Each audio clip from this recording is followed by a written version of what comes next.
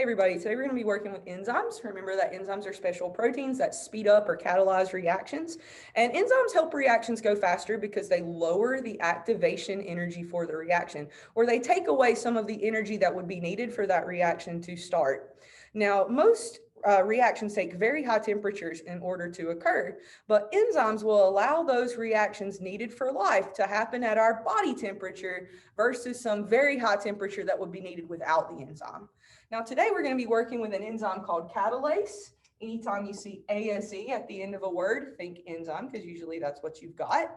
And cata means to break down. So this is a special enzyme in our bodies. It's really everywhere, but it's concentrated in the liver. And this enzyme is used to break down hydrogen peroxide. Hydrogen peroxide is something that we make through metabolic processes. It's toxic though, so we need to be able to break it down. Bacteria cannot make this enzyme. So when you get a cut and you pour peroxide on the cut, then you're able to kill the bacteria because it doesn't have the ability to break down that hydrogen peroxide that you pour on it. Now, when you do have a cut and pour peroxide in that cut, you might notice that the cut bubbles. So we're going to be using the amount of bubbles that are made during this reaction to tell how this reaction is progressing. So we've got some equipment that you're going to need. These are forceps, kind of like tweezers, test tubes you've seen before, and graduated cylinders. Remember, graduated cylinders have measurements on them, and this particular graduated cylinder is measuring in milliliters, which is what we need today.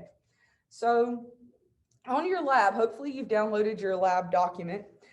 So the first part of your lab is testing whether or not enzymes are reusable and what gas is going to be formed. So we said that you have bubbles form in the cut when you pour peroxide in, so that we know we have some sort of gas, and we know that we have some sort of liquid that's going to be left behind. Keep in mind, with the law of conservation of matter, can't create or destroy matter, so we're going to have to work with just these atoms that we have. So think about what we could make during this reaction. If you need more time to think, then you can pause. But hopefully you come up with the liquid as being H2O, or water. Now, for the gas, we have two gases that we can make here, either hydrogen gas or oxygen gas, and we don't know which one. So I'm just going to put them both in here for now with a question mark underneath so we can figure out which one we are making. Now remember, bubbles tell us that we have a reaction. So on your hypothesis, if an enzyme performs its reaction once, then tell me if you think it can or cannot perform that reaction a second time. So this is catalase, or this is beef liver, and the catalase is in the beef liver. All right. So I'm going to take one little piece of this liver. I'm going to drop it in my test tube here. And I'm just going to fill my test tube with about 2 milliliters of hydrogen peroxide. Now, when I measure with a graduated cylinder, I want to make sure that I have that graduated cylinder flat on the table. I'm down at eye level, and I'm going to measure from the bottom of the little bubble called the meniscus that forms in my test tube. So I have 2 milliliters of peroxide. I'm going to pour that in just to see what the reaction looks like. And no surprise, we have bubbles. So I'm going to let that bubble just for a minute and see if we can use as much as that catalase as possible. And I want you to think about whether or not I can pour more peroxide in there and get more bubbles. Now, I also need to know what kind of gas I have. So I'm going to use something called the splint test. Now, these bubbles are either oxygen, hydrogen, maybe you thought of some other gas that it could possibly be, but keep in mind you can only work with the atoms that you have available. So with the splint test, I'm going to get a nice glowing ember on the end of this stick, and I'm going to stick it into these bubbles. If I get a popping sound, then I have hydrogen gas. If my ember will relight, then I have oxygen. And if it goes out entirely, then I might have something like carbon dioxide. But keep in mind, I do have liquid here as well, so I might put it out just if I get too much of my ember in the liquid. So now that that's had some time, I'm going to pour this out, and I'm going to put some more hydrogen peroxide in there. So I'm just going to pour this in, see if we get a second reaction. And we do. So enzymes are not going to be used up by this reaction. Now I'm going to kill the lights and we're going to try to see what's in these bubbles. So to conduct my splint test, I'm just going to get a nice glowing ember on my splint. And I want to make sure that I have fresh bubbles so that my gas hasn't gotten away.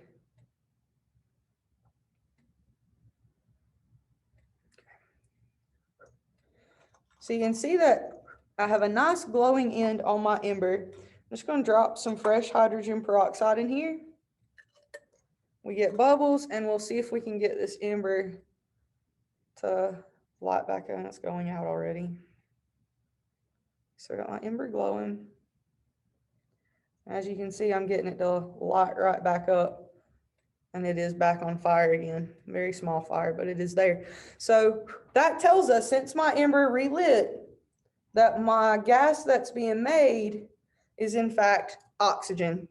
So on your lab paper, make sure you describe what you saw, not just with the splint test, but whether or not you saw bubbles reform after we added more hydrogen peroxide.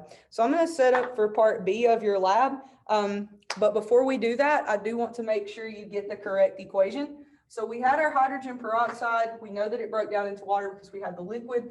And we know that we had oxygen gas. We saw the splint relight. It didn't pop or make loud popping noises. So we have oxygen instead of hydrogen. Now over here we have two atoms of hydrogen. We have 2 atoms of oxygen. Here I have 2 atoms of hydrogen and 3 atoms of oxygen. I need that to be balanced. So since I have more oxygen over here, I'm going to add a molecule of hydrogen peroxide. That's going to give me 4 hydrogens and 4 oxygens. So over here, I'm going to add a 2. That gives me 4 hydrogens, 2 oxygens here, 2 oxygens here. So I have 4 of each atom on each side of this equation. On part B of your lab, notice that your problem tells you you are testing for how pH affects the reactivity of the enzyme. So this time we are going to be soaking our enzyme, which is in the liver, under 3 different pHs, and then we'll add our peroxide and see how much our reaction bubbles. The more bubbles we have, the better the reaction is occurring.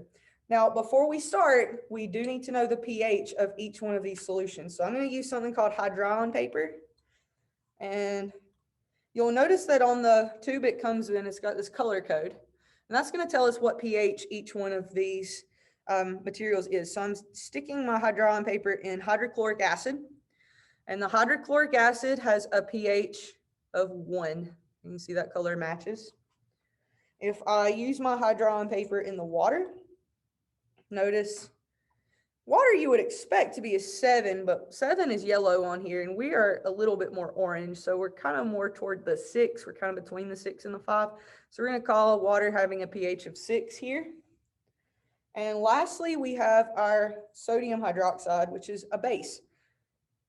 And if I stick my hydron paper in there, then you can see we have a very dark color, about a 12 for your pH on your sodium hydroxide. So please make note of that on your note guide. And let's go ahead and make your hypothesis. So I want you to think about which one of these solutions might affect your liver the most. So which one do you think will cause your enzyme to bubble the most? And which one do you think will cause the enzyme to bubble the least when it comes in contact with that hydrogen peroxide? So in order to figure this out, I'm going to have my solutions be even. Remember, we want everything the same in our experiment except for what we are testing, which in this case is pH. So I'm going to measure my hydrochloric acid. I want 5 milliliters of hydrochloric acid. Again, same way I measured before, I want to get down to eye level with my graduated cylinder. All right, I'm going to put that one in this test tube. Next, I'm going to get 5 milliliters of water. And then I'll get 5 milliliters of the sodium hydroxide. And we'll soak our liver. In each one of my test tubes, I have 5 milliliters of solution. The only thing that's different here is the pH of my solution. So I have the hydrochloric acid with a pH of 1. I have my water with a pH of 6, and I have my sodium hydroxide with a pH of 12. So now I'm going to put my liver in here, and we're going to let the liver soak in these solutions. Now, keep in mind that if we just dip the liver in these solutions, we would only be touching the enzymes that were on the very outer part of the liver. So we want to make sure we give this liver time to soak so that these solutions can get down in there. And if they're going to do anything to the enzymes on the very inside of the liver, then they'll have a chance to do that. So I'm going to let this soak for about 5 minutes. I'm going to clean up my area a little bit and get ready to pour my peroxide. So for pouring my peroxide, I'm going to use 3 different graduated cylinders this time because I want to pour it in as fast as possible. I want 2 milliliters in each one of my graduated cylinders.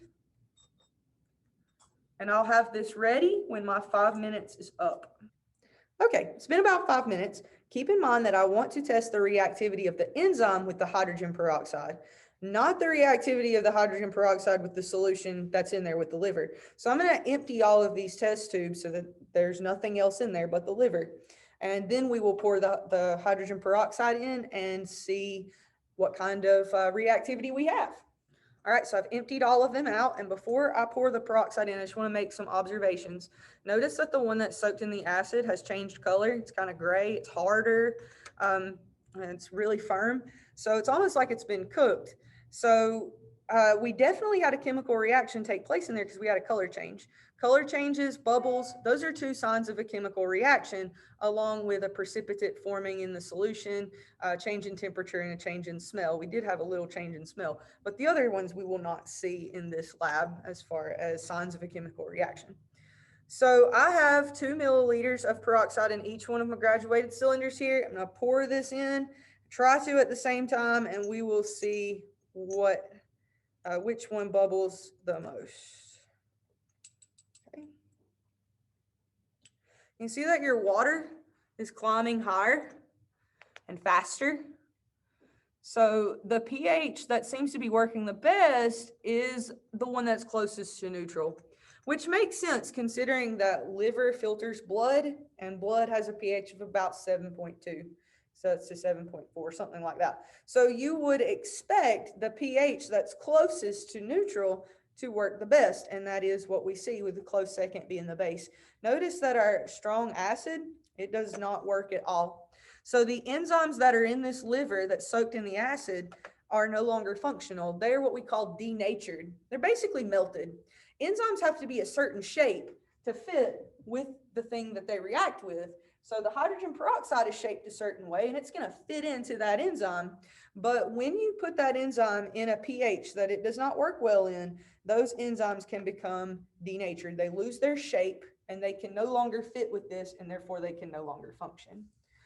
So please make sure you note your results, which solution caused the most bubbles, which solution caused the least.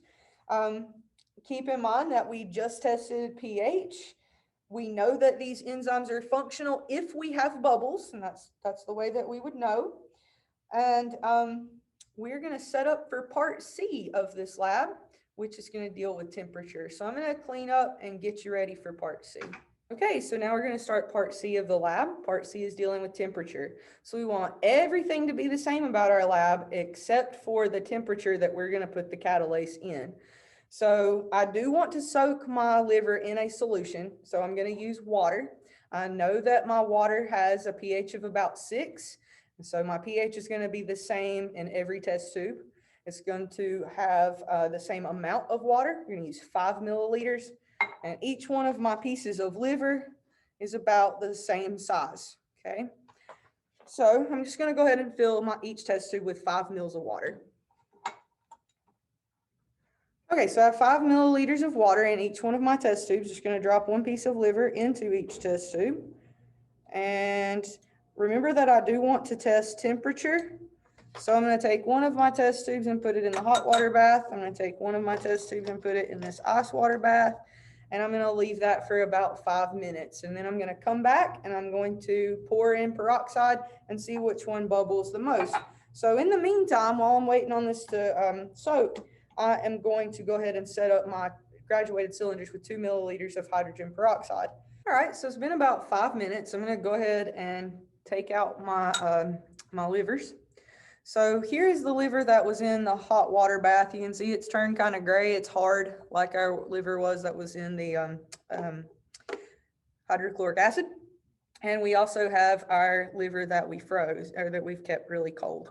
Now I'm going to pour the liquid out because, again, we want to make sure that we're testing the enzyme in the liver, not the solution that the enzyme is soaking in. We want to make sure it's the enzyme that's reacting with the peroxide. So I'm going to pour the liquid out of these containers, and I will be back and we will pour our peroxide in. All right, so our test tubes are empty. We're going to pour our 2 milliliters of peroxide and see which one works the best, worst. All right, so you can see the one that was at room temperature is bubbling quite well. The one that we had in the hot water bath is not doing anything. So we can say that these enzymes have been denatured. Remember, that means their shape has been changed. That's an irreversible change. So they can no longer fit with the hydrogen peroxide and break it apart into water and oxygen. So these enzymes have been denatured, or kind of think of it as being melted. The one that was sitting in our cold water still works. You can freeze an enzyme and it'll work, but it won't work as well as it will at body temperature. So the closer that we get to our body temperature, the better this enzyme seems to be functioning. So make sure that you record your results on your lab table or on your lab paper. So keep in mind, we tested temperature in this part of the lab. You saw which livers had enzymes that were still functional and which ones that were not. So hopefully you can talk about how temperature now affects enzyme activity. And that is all for this lab. So go ahead and take your quiz on it, and I hope you learned something cool.